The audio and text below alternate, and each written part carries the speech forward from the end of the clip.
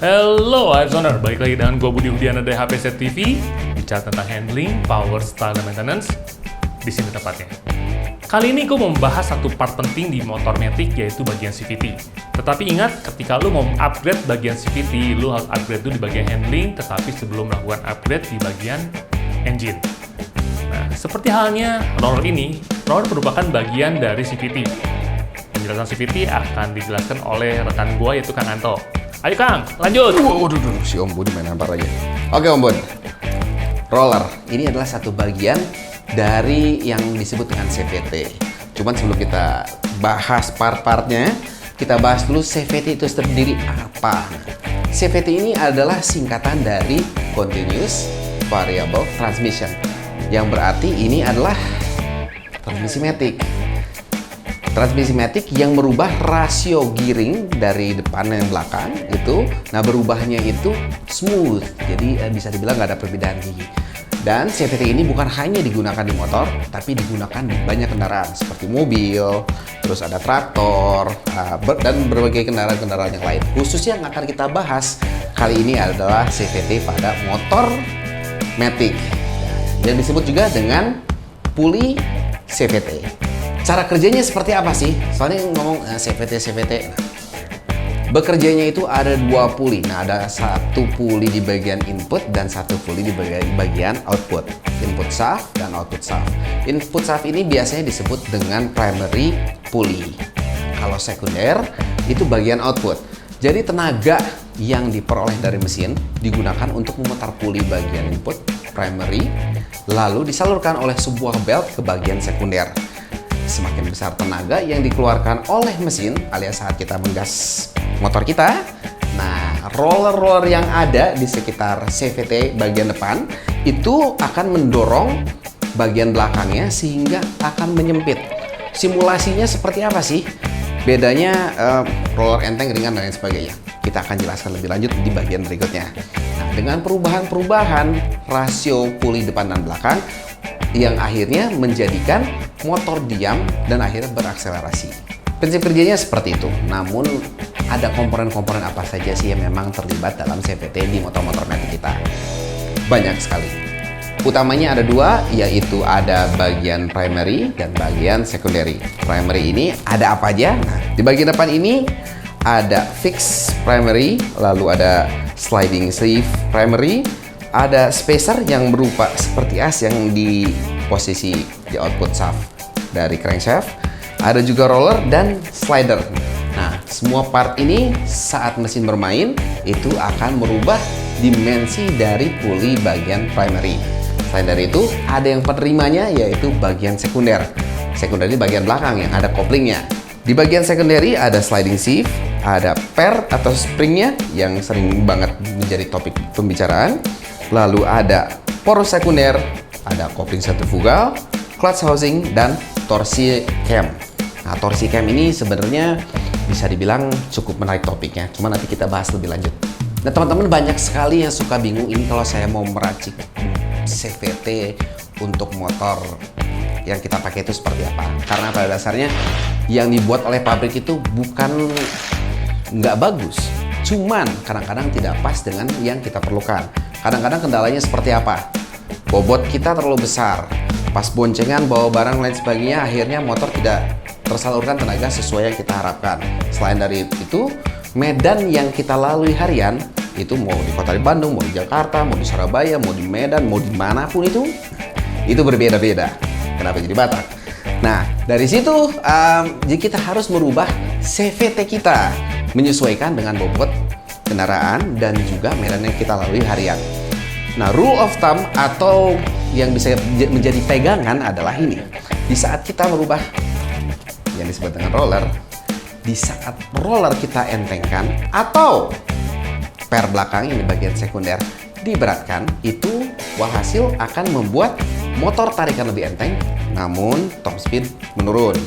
Dan sebaliknya, di saat roller kita ganti yang lebih berat atau per belakang kita entengkan, tarikan jadi agak sedikit lambat atau lemot, namun top speed kita dapat. Lalu omongan saya tadi bisa dibilang benernya dari mana? Selain dari teori, kita coba di lapangan. Yang pertama akan kita coba yaitu kita menggunakan per 15%. Apa itu? Per yang memiliki kekerasan 15% lebih keras dibanding yang standar. Dengan kita bandingkan roller 10 gram dan 13 gram. Kita lihat klipnya dulu di sini. Nah, kalau kita bisa lihat bahwa kecepatannya di saat kita pakai yang 10 gram 0 sampai 60 itu di 4,7 detik dan pas kita pakai yang 13 gram di 4,9 detik. Lalu berikutnya 0 sampai 100-nya yang 10 gram di 16 detik dan yang 13 gram di 16,2 detik. Artinya apa? Artinya di saat kita pakai roller yang lebih enteng, akselerasi lebih cepat.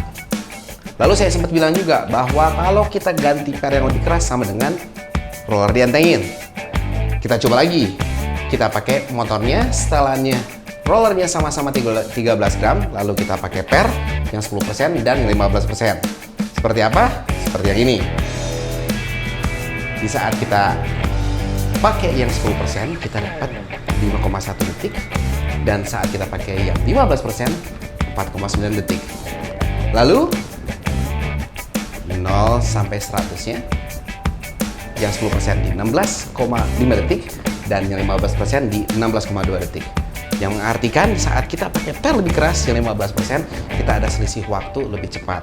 Berarti berarti per yang lebih keras itu sama dengan simulasi roller lebih enteng. Simpelnya seperti itu. Untuk itu, TDR Group telah menyiapkan range produk yang lengkap untuk CVT motor lo.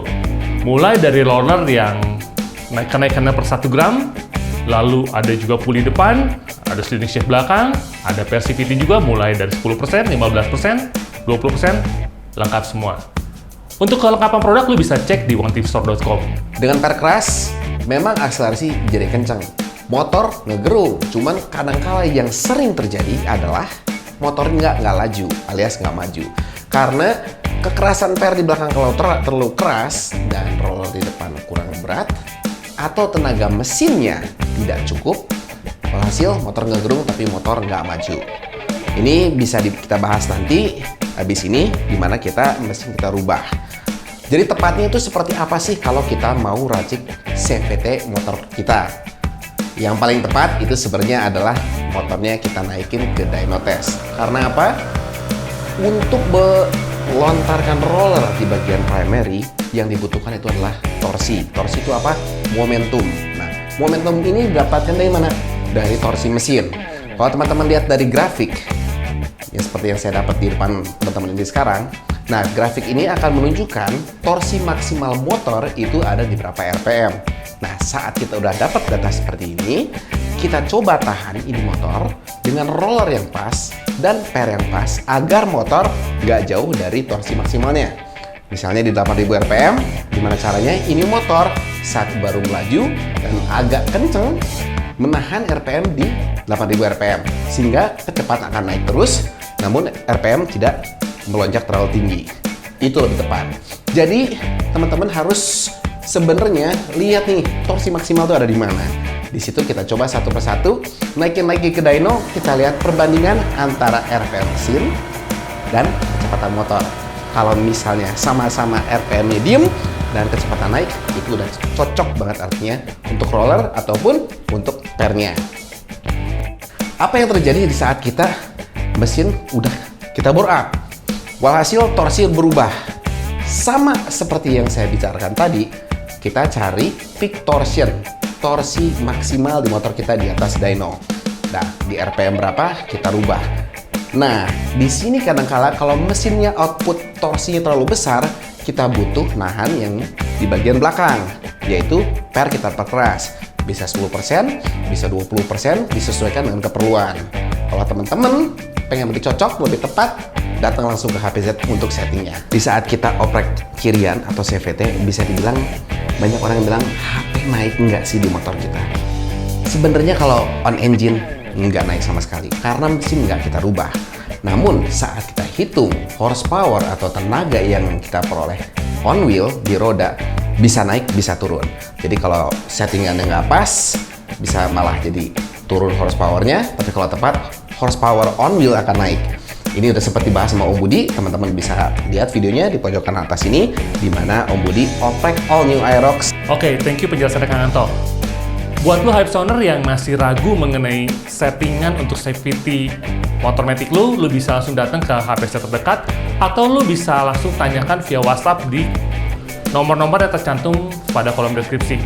Atau bagi lu semua yang mau nanya langsung, lu bisa komentar di kolom komen video ini. Pokoknya jangan lupa like, share, dan subscribe. Tonton video gue selanjutnya. Ciao!